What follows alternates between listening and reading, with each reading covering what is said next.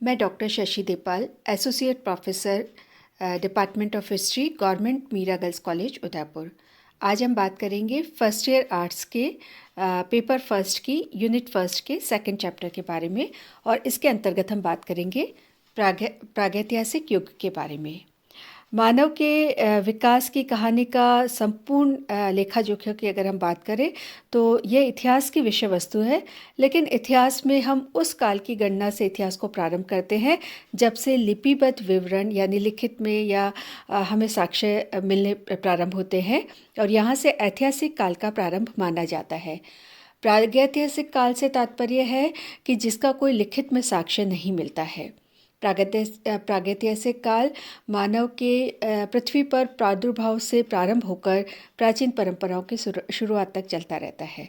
तो यहाँ पर आज हम जिस युग की बात करेंगे उसमें हम विशेष रूप से मानव जीवन का की जो शुरुआती युग है उसकी हम बात करेंगे, और किस प्रकार से मनुष्य पाषाण काल और पाषाण काल के विभिन्न चरणों से होता हुआ किस प्रकार से वह धातु युग में प्रवेश करता है और किस प्रकार से सभ्यता और संस्कृति की ओर अग्रसर होता है। इस संदर्भ में हम आज इस चैप्टर में चर्चा करेंगे। मानव जीवन के जो सभ्यता के विभिन्न चरणों की हम बात करें तो मानव सभ्यता और संस्कृति के इतिहास का प्रथम चरण पाषाण युग कहलाता है, जिसे हम पैलियोलिथिक एज या स्टोन एज के नाम से जानते हैं। इस काल में क्योंकि मुख्यतः उपकरण जो है वो पाषाण के द्वारा ही निर्मित है, पत्थर के ही मिलते हैं, इसलिए इसे पाषाण युग कहा गया। और इसको जो है इसकी जो प्रारंभिक अगर हम खोज की बात करें तो इसकी शुरुआत जो है वह हमें 1863 में भारत में पाषाणकालीन सभ्यता का अनुसंधान जो है वो प्रारंभ हुआ, जब भारतीय भूतत्व सर्वेक्षण विभाग के रॉबर्ट ब्रूस फुट ने मद्रास के निकट पल्लवरम में पाषाण युगीन एक उपकरण को प्राप्त किया, और उसके बाद में धीरे धीरे भारत में कई पाषाण युगीन स्थलों को खोज के निकाला गया, और इस प्रकार से भारत में पाषाण युग के बहुत सारे अवशेष मिलने लगे। और इस प्रकार से पाषाण जो है प्राचीन यूनानी भाषा में प्राचीन के लिए पैलियो और पाषाण के लिए लिथियोस शब्द का प्रयोग किया गया, तो इसलिए इसे पैलियोलिथिक एज के नाम से हम जानते हैं। यहाँ पर हम पाषाण युग की बात करें तो प्रारंभिक जो चरण है उसकी बात करें तो प्रारंभिक चरणों को मानव सभ्यता की शुरुआत को हम मुख्य रूप से इस प्रकार से विभाजित कर सकते हैं। पाषाण काल, और इस पाषाण काल को हम 3 भागों में विभक्त करते हैं: पूरा पाषाण काल, मध्य पाषाण काल और नव पाषाण काल। उसके पश्चात ताम्र पाषाण युग, जिसे चैल्कोलिथिक एज कहा जाता है, इसकी हम अगले चैप्टर में चर्चा करेंगे। और ये जो है ताम्र पाषाण युग में वह पत्थर का इस्तेमाल करते हुए या पत्थर के साथ साथ अब धातु का प्रयोग करना शुरू कर दिया था, और धातु में विशेष रूप से उसके द्वारा तांबे का उपयोग किया गया, तो इसको ताम्र पाषाण युग कहा गया। उसके पश्चात धातु युग, जिसमें तांबा, कांसा और अन्य धातु का प्रयोग उसने प्रारंभ किया, और उसके पश्चात जो है लोह युग आया, जब वो लोहे से अवेयर हुआ और लोहे का प्रयोग वह करने लगा। तो इस प्रकार से भारत का इतिहास जो है वह विश्व के इतिहास की भांति जिस प्रकार से मानव सभ्यता की शुरुआत होती है, मानव सभ्यता की शुरुआत से पूर्व मनुष्य किस प्रकार से अपना जीवन व्यतीत करता था, किस प्रकार से क्या उसका रहन सहन का स्तर था, किस प्रकार से रहता था, क्या उपयोग करता था, और ये सारी के सारी चीज़ें जो है वो हम इसके अंतर्गत देखते हैं। सर्वप्रथम हम बात करते हैं पाषाण काल की, और जैसा कि हमने बात की कि पाषाण काल को हम 3 भागों में बांट सकते हैं: पूर्व पाषाण काल, मध्य पाषाण काल और नव पाषाण काल। और अगेन हम अगर बात करें पाषाण युग की, तो पाषाण युग में जो पूर्व पाषाण काल है उसको भी हम फिर 3 भागों में बांटेंगे, जिसको हम कह सकते हैं कि निम्न पूरा पाषाण काल, मध्य पूरा पाषाण काल और उच्च पूरा पाषाण काल। तो इस प्रकार से पाषाण युग के विभिन्न चरण और इस लंबे अंतराल के अंदर मनुष्य ने धीरे धीरे अपने जो प्रगति करना शुरू किया, और किस प्रकार से मनुष्य आगे से आगे उत्तरोत्तर अग्रसर होता चला गया, यह हम इसके अंतर्गत बात करते हैं। जैसा कि हमने बात की कि पूरा पाषाण को हम 3 भागों में विभक्त कर सकते हैं: निम्न पूरा पाषाण, मध्य पूरा पाषाण और उच्च पूरा पाषाण। सर्वप्रथम हम बात करते हैं निम्न या पूरा पाषाण युग के बारे में। मनुष्य ने अपने जीवन का सबसे लंबा समय इसी युग के अंतर्गत व्यतीत किया। इसी समय प्रकृति से संघर्ष कर उसने जीवन की को जीने की कला सीखी और इस समस्त युग को क्रमशः जो है, जैसा कि हमने निम्न, मध्य और उच्च के उसमें बांटा जा सकता है। और जो निम्न पूरा पाषाण काल जो है, इसमें मानव का जीवन जो है अस्थिर था। उसके आवास, भोजन, वस्त्र आदि की व्यवस्था नहीं थी। मानव समूह में शिकार कर अपना भोजन संग्रह करता था और कालांतर में अग्नि का विकास किया, गुफाओं में रहने लगा। आखेट करने के लिए उसे हथियारों की जरूरत पड़ी, तो सुगमता से उपलब्ध पत्थरों से हथियार का उसने काम लिया। आरंभिक हथियारों की अगर हम बात करें, यहाँ पर हम कुछ जो चित्र में हम इनके हथियार देख सकते हैं कि आरंभिक जो हथियार है वो बेडोल और भौडी आकृति वाले होते थे। और जिस प्रकार से पत्थर जिस शेप में मिलते थे और उससे जिस प्रकार का उसको यूज़ होता था, वो उस प्रकार के उपकरणों का अपनी बुद्धि का प्रयोग करके उसका प्रयोग करने लगा। लेकिन वो अपने आप से उसको ढालना या उसको आकार देना जो है वह अभी नहीं करता था। और इस काल का अधिकांश युग जो है हिम युग में के अंतर्गत व्यतीत हुआ। इस युग के हथियारों में प्रमुख रूप से हैंड एक्स या हाथ की कुल्हाड़ी, चॉपिंग टूल्स जो है, जो चॉप करने के काटने के जो है, कोर है, फलक है आदि उपकरण, और क्लेवर्स या विदारनी आदि मिलते हैं। तो भारत में इस संस्कृति की अगर हम बात करें तो इस संस्कृति के दो प्रमुख केंद्र मिलते हैं। उत्तर पश्चिम में सोहन जो है सोहन नदी की सोहन संस्कृति जिसे हम कह सकते हैं, और दक्षिण भारत में जो है मद्रास संस्कृति। और इन संस्कृतियों का विकास भी नदी की जो घाटियाँ वहाँ पे हुआ। और इस प्रकार से हमें इस संस्कृति जो है पूर्व पाषाण कालीन उपकरण हमें मिलते हैं। और भारत के अन्य भागों से भी, जैसे नर्मदा घाटी, महाराष्ट्र है, आंध्र प्रदेश, कर्नाटक, मध्य प्रदेश, उत्तर प्रदेश, बिहार, पश्चिमी बंगाल, उड़ीसा और असम की घाटियों से हमें इस प्रकार की इस सभ्यता के संकेत मिलते हैं। और इस समय का मानव भोजन संग्राहक यानी फूड गैदरर था, भोजन उत्पादक फूड प्रोड्यूसर नहीं था। अभी भोजन को उत्पाद करना, खेती करना वो अभी नहीं सीखा था। वह जंगलों में भटकता हुआ, वनों में अपने खाने का सामग्री को जुटाता था, यानी कि वो अभी भोजन संग्राहक था। ये जो है, जैसे कि अभी हमने बात की कि मद्रास संस्कृति, सोहन संस्कृति और नर्मदा संस्कृति जो है वो पूरा पाषाण संस्कृति में हम विशेष रूप से मिलती है। इसके पश्चात हम बात करते हैं मध्य पाषाण संस्कृति की। इस काल के मनुष्य ने अपने उपकरणों को ज़्यादा सुंदर और उपयोगी बनाए। जैसे हम देखते हैं कि इतिहास में हम जैसे जैसे आगे बढ़ रहे हैं, हर चीज़ जो है वो अपनी सुंदर, ज़्यादा अच्छे तरीके से बनने लगी है। और अब जो है चमकीले पत्थरों की सहायता से फलक हथियार बनाए गए। और भारतीय पुरातत्ववेत्ता डॉक्टर HD संकालिया ने मध्य पाषाण काल को फलक संस्कृति का भी नाम दिया, क्योंकि यहाँ पर फलक हथियार काफ़ी मात्रा में मिलते हैं। और इस काल में फलकों की सहायता से मुख्यतः जो बोरर्स है, जिसको बेदक कहा गया, खुरचनी, स्क्रैपर्स है, बेदनिया, पॉइंट्स जो है आदि बनाए जाते थे। और कहीं कहीं हाथ की कुल्हाड़ियाँ भी मिलती है, यानी कुल्हाड़ी होती थी लेकिन उस पर लकड़ी नहीं लगा के उसको हाथ से ही कुल्हाड़ी का काम किया जाता था। इस युग के हथियार पहले की अपेक्षा ज़्यादा सुडौल, छोटे, पैने, सुंदर और उपयोगी होते थे।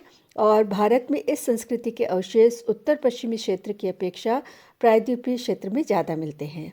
इस संस्कृति के प्रमुख स्थल जो है उत्तर प्रदेश में बेलन घाटी, उड़ीसा, आंध्र प्रदेश, कृष्णा घाटी, कर्नाटक, बेतवा घाटी मध्य प्रदेश, सोन घाटी मध्य प्रदेश, नेवासा महाराष्ट्र आदि है। और सिंध, राजस्थान, गुजरात, उड़ीसा आदि क्षेत्रों से भी इस संस्कृति के प्रमाण मिलते हैं। यद्यपि मानव अभी भी भोजन संग्राहक ही था, फिर भी अब वो गुफाओं में, कंदराओं में जो है निवास करने लगा था। और अग्नि का व्यवहार होने लगा था। और मृतक संस्कार की जो परंपरा थी वह भी अब शुरू हो गई थी। तो मध्य पाषाण काल जो है, इस प्रकार से हम मध्य पाषाण काल जो है उसको देखते हैं कि मध्य पाषाण काल में उसने किस प्रकार से धीरे धीरे वह जो है सभ्यता की ओर अग्रसर होने लगा था। और इस प्रकार से अग्रसर होते हुए वह उच्च पुरा पाषाण काल में पहुंचता है। और यह इस पुरा पाषाण काल के अंदर जो है वह जो है हिमयुग के अंतिम चरण के दौरान उत्तर पूर्व पाषाण कालीन संस्कृति का उदय हुआ। इसी युग में जो है माना जाता है कि होमो सेपियंस का उदय इसी युग में हुआ। इस काल में मानव विकास की प्रक्रिया और भी अधिक तीव्र हुई। पाषाण उपकरण बनाने में ज़्यादा दक्षता हासिल हुई और इस समय पत्थर के ब्लेडों से उपकरण बनाए जाने लगे। ब्लेडों जो है से हथियार बनाने की कला मध्य पूरा पाषाण काल में ही प्रचलित थी, किंतु इस समय उसका प्रयोग और बढ़ गया। यानी हम कहते हैं कि धीरे धीरे अब वह जो है और अधिक विकसित होने लगा और अधिक इन चीज़ों में वह दक्ष होने लगा। ब्लेडों से चाकू, ब्यूरिन, छिद्रक, स्क्रैपर, शर आदि बनाने लगा और पत्थरों के अतिरिक्त इस युग में हड्डी, हाथी दांत के उपकरण भी तैयार होने लगे। अस्थि से बने हुए अलंकृत छड़, भाले की नोक, सुइयाँ आदि भी प्राचीन स्थलों से मिलते हैं। तो भारत की इस संस्कृति से संबंधित अनेक स्थल प्रकाश में आए। इनमें जो प्रमुख है बेलन घाटी उत्तर प्रदेश, और जो आंध्र प्रदेश के कुछ स्थान है, कर्नाटक में मिलते हैं, नामगांव महाराष्ट्र में मिलता है, सोन घाटी मध्य प्रदेश में, गुजरात में, और सिंह भूमि जो है वो बिहार में मिलता है। तो इस प्रकार से हमें इस समय काफ़ी कुछ अवशेष जो है वो मिलने लगते हैं और उत्तर पाषाण काल में जो है मानव जीवन में कुछ विशेष परिवर्तन दृष्टिगोचर होते हैं। अब यद्यपि अभी मनुष्य जीविका का जो मुख्य साधन था वो शिकार ही था, फिर भी सामुदायिक जीवन का विकास इस समय और ज़्यादा सुदृढ़ हुआ। अनेक व्यक्ति झुंड बनाकर रहने लगे, जिन्होंने आगे चलकर परिवार को जन्म दिया और सामाजिक असमानताओं और व्यक्तिगत संपत्ति की भावनाओं का उदय अभी समाज में नहीं हुआ था। लेकिन मतलब कुछ चीज़ें जो थी वो समाज में, अब पुरुष जो है भोजन संग्रह का कार्य करता था, तो स्त्रियां घर की देखभाल करने लगी और इस प्रकार से गुफाओं के अतिरिक्त झोपड़ियां भी बनाने लगे और अपने रहने के आवास जो है वो इस प्रकार से कच्चे बनाने लगे। हड्डी से बनी हुई सुइयों की सहायता से जानवर के चमड़ों से वस्त्र जो है वो सिलकर उन्होंने सिलकर पहनना जो है वो अब सीख लिया था। नक्काशी और चित्रकारी दोनों रूपों में कला का व्यापक रूप देखने को मिलता है। और जब विशेष रूप से भीमबेटका की गुफाएं जो है वहाँ पर उत्तर पाषाण कालीन गुफा चित्र जो मिलते हैं, शैल चित्र, ये चित्र ऐसी अंधेरी गुफाओं में पाए जाते हैं जहाँ प्रकाश का पहुँचना भी मुश्किल होता है। तो कुछ चित्रों को तो किस प्रकार से चित्र बनाए होंगे ये देखकर बहुत जो है यहाँ बहुत आश्चर्य जो है वह होता है। और इस प्रकार से पूरा पाषाणकालीन संस्कृति बहुत लंबी अवधि के दौरान जो है विकसित हुई और इस अवधि को सामान्यतः जो है 4 लाख वर्ष पूर्व से लेकर 10,000 वर्ष पूर्व तक माना जाता है। भारत में यह संस्कृति जो है वो पश्चिम में सौराष्ट्र, राजस्थान और पूर्व में विंध्याचल और छोटा नागपुर तक विस्तृत थी और यह संपूर्ण क्षेत्र पूरा पाषाणकालीन सांस्कृतिक क्षेत्र के नाम से जाना जाता है। आंध्र प्रदेश, उड़ीसा, महाराष्ट्र, कर्नाटक और इस सांस्कृतिक क्षेत्र में कुछ विभेद हैं और इस समय संस्कृति के दौरान मनुष्य मुख्यतः घाटियों और पहाड़ी ढलानों पर नदी के किनारे और गुफाओं में रहता था। तो इस प्रकार से हमें पूर्व पाषाण कालीन जो है उस सभ्यता के अवशेष हमें जो प्राप्त होते हैं, उससे मनुष्य का जो जीवन किस प्रकार से विकसित हुआ। और इसके पश्चात हम बात करते हैं मध्य पाषाण संस्कृति की। मध्य पाषाण संस्कृति की अगर हम बात करते हैं तो मध्य पाषाण संस्कृति जो है पाषाण युग का मध्य पाषाण युग जो है संक्रांति काल कहा जा सकता है। और इसमें जो है अब जो है अनेक तत्व इसमें देखने को मिलते हैं मध्य पाषाण संस्कृति में। और यहाँ पर जो इस काल में जो है पूरा पाषाण काल और नव पाषाण काल के मध्य का संक्रांति काल भी इसे कहा जा सकता है। इस काल में लगभग 10,000 वर्ष से प्रारंभ होकर 3000 BC तक इसका समय माना जाता है। प्रारंभ में पुरातत्ववेत्ताओं की यह मान्यता थी कि पूरा पाषाण काल और नव पाषाण काल के 2 पाषाण युगों का प्रतिनिधित्व करते हैं, इसके मध्य किसी प्रकार का कोई संबंध नहीं है। लेकिन जो है बाद में इसके बारे में और अधिक खोज हुई और मध्य पाषाण काल के बारे में दोनों के बीच की एक कड़ी जो है मध्य पाषाण काल माना गया।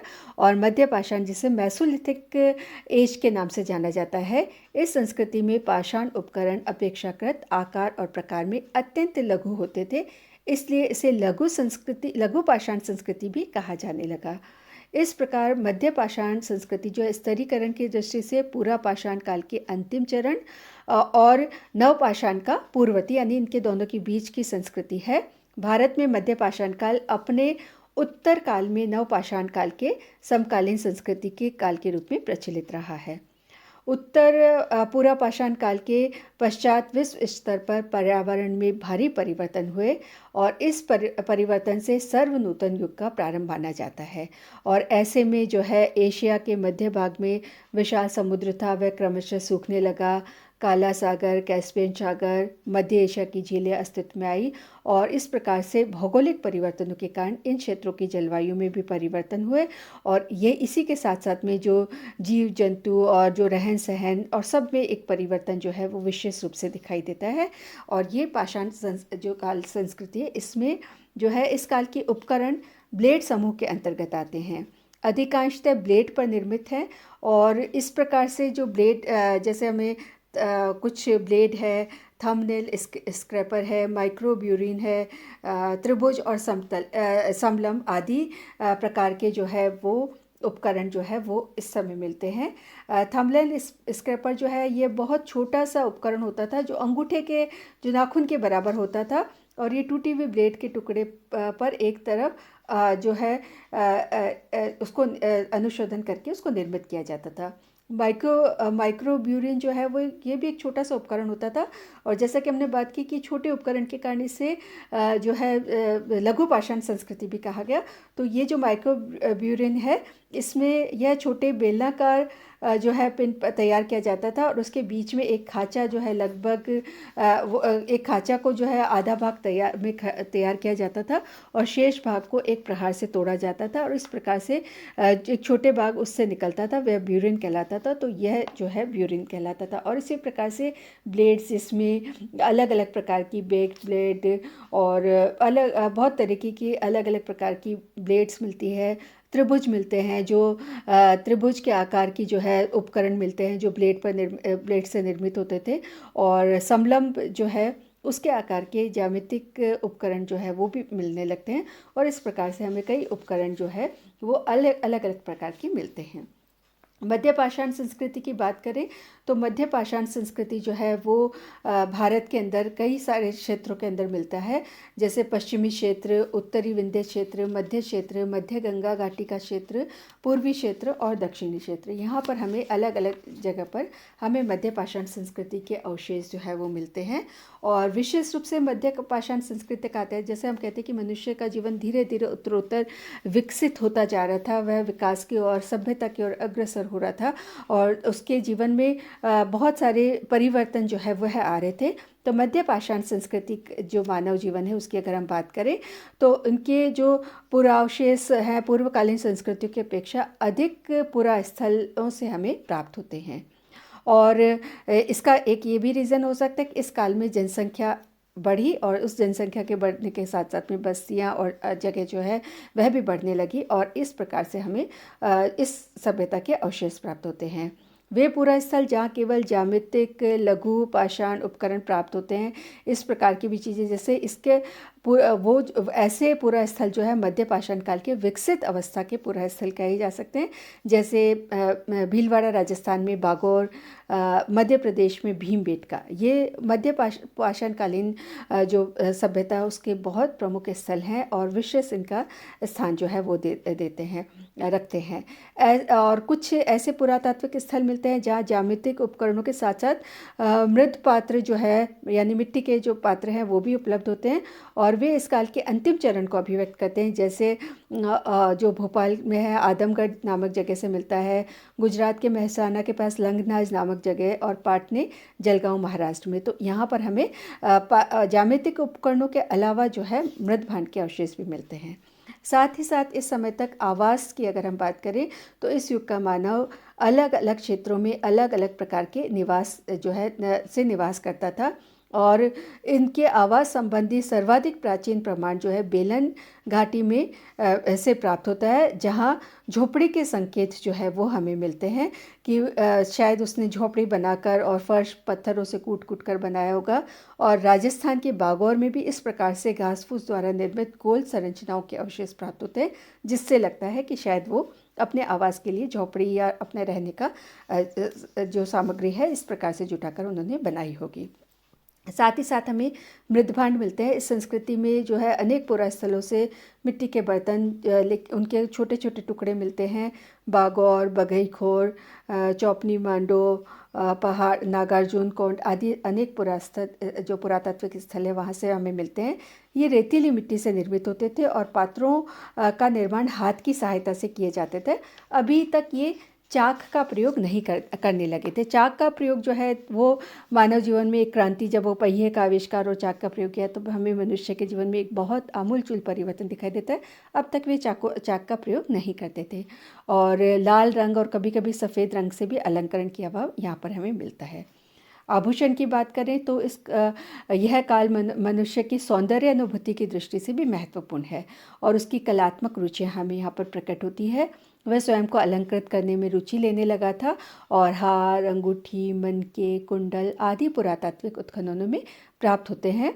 बागौर और आदमगढ़ के अतिरिक्त गंगा घाटी से भी आभूषणों के अनेक उदाहरण जो है वह प्राप्त होते हैं। तो इस प्रकार से आभूषण का वो प्रयोग करता था। और खान पान की अगर हम बात करें तो पूरा पाषाण कालीन युग के बाद जो है जलवायु में परिवर्तन हुआ और अब जो है छोटे छोटे से जानवर, जैसे बड़े बड़े जो जीव जंतु है वो पलायन करने लगे और छोटे छोटे जानवरों का प्रादुर्भाव हुआ और मानव ने अब तक बड़े जानवरों के आखेट से अपना उदर पोषण किया था। अब जो है परिवर्तित जलवायु से छोटे जानवर उपलब्ध हो रहे थे जो उनका आखेट करना, शिकार करना और ये करना जो है उसने जो है शुरू किया। और जीवन निर्वाह हेतु आखेट उनका मुख्य कर्म था और वन्य जीवन जो है इसके साथ में लेकिन अभी कंदमूल और फल का खाद्य हेतु उपयोग भी कम नहीं था। तो अब जो है वो धीरे धीरे अपना सिलबट्टे का प्रयोग करना, बागौर में हमें इसका भी साक्ष्य मिलता है। और खाद्य सामग्री को थोड़ा बहुत तैयार करना जो है अपने, अभी तक उसने अग्नि का उस रूप में प्रयोग करना नहीं शुरू किया था। तो अभी तक खान पान की इस प्रकार की परंपरा दिखाई देती है। और इस प्रकार से शवाधान की भी कुछ परंपरा जिसके हमें अवशेष मिलते हैं। तो अगर हम यहाँ पर बात करें तो ये जैसे ये मध्य पाषाणकालीन शैलचित्र है जो राजस्थान में अलवर के एक स्थान से प्राप्त होता है और ये छद्म मुखी जो है आखेटक युगल जो है वो हमें यहाँ दिखाई देता है। तो शैल कला जो है जिसको हम रॉक आर्ट कहते हैं वो अब जो है पर्वतीय क्षेत्रों में नैसर्गिक रूप से निर्मित शैलाश्रों की छत और भित्तियों पर किए गए चित्रांकन को शैल चित्रकला कहा जाता है। और शैलाश्रय सामान्यतः पहाड़ी क्षेत्रों के विशाल शिलाखंडों में जो है संरचनाएं मिलती है और कभी कभी आश्रय हेतु ऐसी संरचनाएं जो है उसका निर्माण किया गया। और नदी की घाटियों की जो घाटी है उसमें नदियों की राशि से जो कटाव हो जाता है और वहाँ पर जो कटाव से जिस प्रकार की गुफाएं या शैल वो बन जाते हैं वो मनुष्य के आश्रय स्थल रही है। और यहाँ इन आश्रय स्थलों से हमें शैल चित्र या रॉक पेंटिंग, रॉक आर्ट जो है उसके बारे में हमें जानकारी मिलती है। शैल चित्रों का सर्वप्रथम ज्ञान जो है 1879 में दक्षिण पश्चिम यूरोप में स्पेन में गुफा जो है वहाँ से मिला। और फिर भारत की अगर हम बात करें तो 1867-68 में कार्लाइल द्वारा मध्य प्रदेश के रीवा जिले में जो है शैल चित्रों की खोज जो है वो प्रारंभ हुई। और फिर धीरे धीरे शैल चित्र जो है वो भारत में जो है अनेक जगहों पर मिलते चले गए। और इस प्रकार से जो शैल चित्र है उसको मनुष्य की जो प्रवृत्ति है, किस प्रकार से मनुष्य धीरे धीरे कला और संस्कृति और उसमें धीरे धीरे वह अग्रसर हो रहा था, अपनी अभिरुचि को वह जो है वह किस प्रकार से नुकीले उपकरणों से जो है खुरच कर चित्रण करने की परंपरा और उसकी जो प्राकृतिक जो जीवन है, प्राकृतिक स्रोतों पर उसका जो जीवन निर्भर था उसमें रहकर प्राकृतिक उस वातावरण में रहकर वह आखेट करता था। और साथ साथ में और इसी प्रकार की जो उसका जीवनचर्या थी, जिस प्रकार का वह जीवन जी रहा था उसी प्रकार का चित्रण हमें दिखाई देता है। और प्रागैतिहासिक मानव क्योंकि आखेटक और संग्राहक था तो उसी प्रकार के चित्रण के विषय हमें यहाँ दिखाई देते हैं। यहाँ पर हम इस चित्र में भी देख सकते हैं कि किस प्रकार से प्राकृतिक चित्र जो है वो उसके द्वारा बनाए गए और संकेतात्मक चित्र जो है वो भी बनाए गए, प्रतीकात्मक या संकेतात्मक चित्र जो है वो बनाए गए। और बहुत सारे चित्रों का जो उदाहरण जो शैल चित्र है उसके विशेष रूप से हमें उदाहरण जो है वह मध्य पाषाण काल में मिलते हैं। तो मध्य पाषाण काल की बात करें तो मनुष्य अब धीरे धीरे अग्रसर हो रहा था नव पाषाण युग की तरफ, और नव पाषाण युग तक आते आते मनुष्य काफ़ी हद तक जो है वह विकास कर चुका था। उसकी जो है स्थिति काफ़ी अच्छी हो चुकी थी, और धीरे धीरे मध्य पाषाण संस्कृति की अगर हम फिर से बात करें तो अनेक तत्व जैसे जनसंख्या में वृद्धि जिसकी हम बात करिए, आखेट की सुगमता से मनुष्य अब छोटे छोटे से ग्रुप्स में, टोलियों में रहने लगा था। स्थायी निवास की परंपरा निकली, पशुपालन और कृषि की शुरुआत भी होने लगी। मिट्टी के बर्तन बने जिसकी अभी हमने बात की, जैसे बागोर और अन्य स्थलों से मिलते हैं, और बागोर से शवों के सुनियोजित ढंग से दफनाने की विधि जो है उसका भी पता चलता है। तो इस प्रकार से इस समय तक आते आते मनुष्य जो है और अधिक अपना विकास कर रहा था, और मध्य पाषाण युग भारत में करीब 4000 वर्ष तक बना रहा।